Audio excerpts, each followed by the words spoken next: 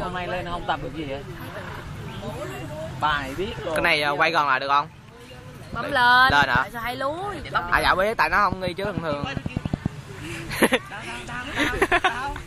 Đâu?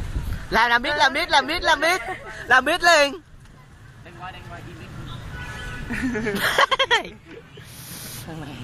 Sao mà mình dễ chọc làm bài. Let us say smash.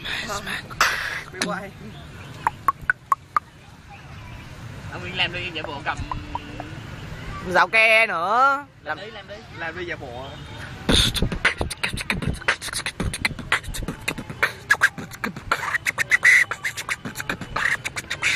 Mệt quá.